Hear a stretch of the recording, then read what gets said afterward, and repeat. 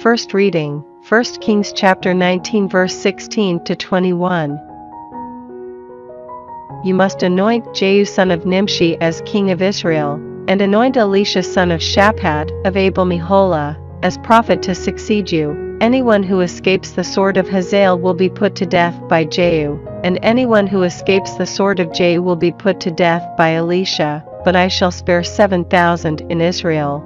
All the knees that have not bent before Baal, all the mouths that have not kissed him. Leaving there, he came on Elisha, son of Shaphat, as he was plowing behind 12 yoke of oxen, he himself being with the 12th.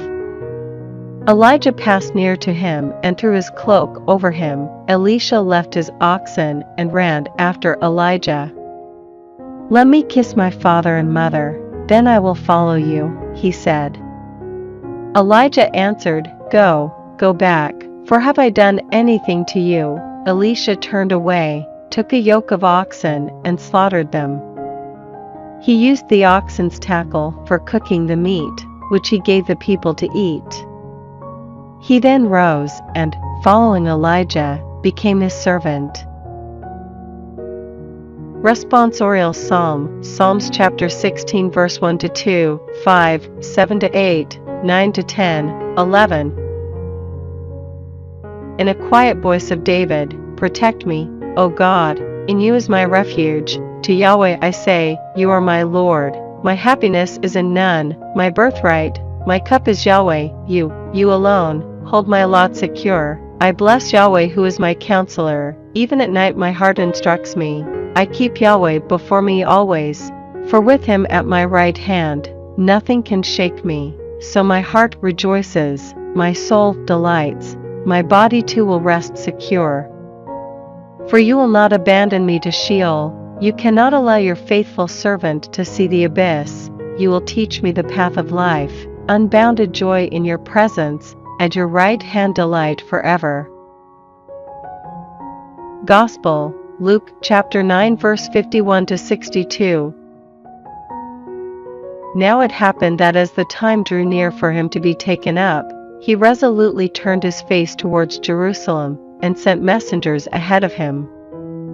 These set out, and they went into a Samaritan village to make preparations for him, but the people would not receive him because he was making for Jerusalem. Seeing this, the disciples James and John said, Lord, do you want us to call down fire from heaven to burn them up?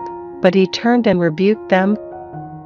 And they went on to another village. As they traveled along they met a man on the road who said to him, I will follow you wherever you go. Jesus answered, Foxes have holes and the birds of the air have nests, but the Son of Man has nowhere to lay his head. Another to whom he said, Follow me, replied, Let me go and bury my father first. But he answered, Leave the dead to bury their dead.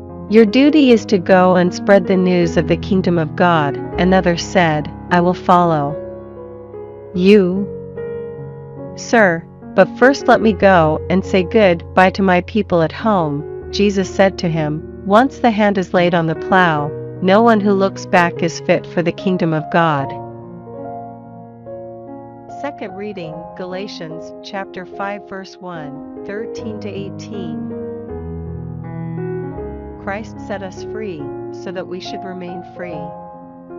Stand firm, then, and do not let yourselves be fastened again to the yoke of slavery. You, my brothers and sisters, were called to be free. But do not use your freedom to indulge the flesh, rather, serve one another humbly in love. For the entire law is fulfilled in keeping this one command, love your neighbor as yourself.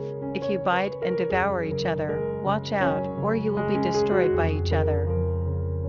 So I say, walk by the Spirit, and you will not gratify the desires of the flesh. For the flesh desires what is contrary to the Spirit, and the Spirit what is contrary to the flesh.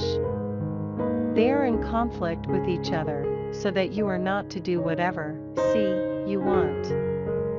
But if you are led by the Spirit, you are not under the law.